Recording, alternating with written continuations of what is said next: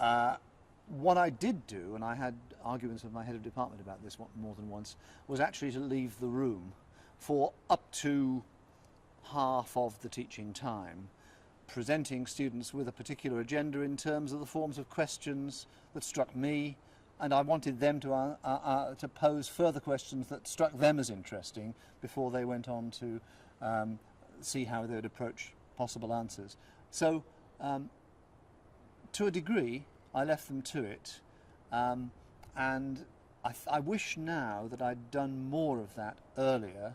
and particularly perhaps develop better techniques for engaging with first-year students, whom I didn't teach as much as I would have liked to have done. Well, there's first-year students and first-year students, of course, they're individuals, but as a group I think I'd say that they are more used to learning by teachers' notes and by being told what the examination requires. So they come as, if you like, effective reproductive machines. And to get them to reappraise positions from a basis which is not so much grounded in the evidence to begin with,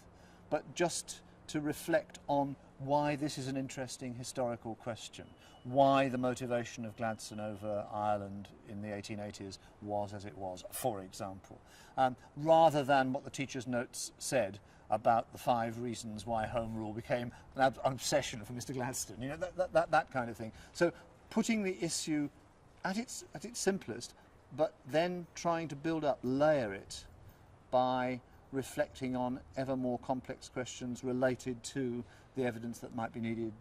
to begin to formulate answers to those questions. But giving, I mean, in essence, the strategy is giving students, well, I don't want to talk about empowerment, it's a dozy word in all sorts of ways, but actually giving them the freedom, that's, I think, within a much looser overall framework, but nevertheless a framework to give them the freedom to explore issues for themselves and then talk to another small group and then the large group with me back. So I did a lot more of that later on.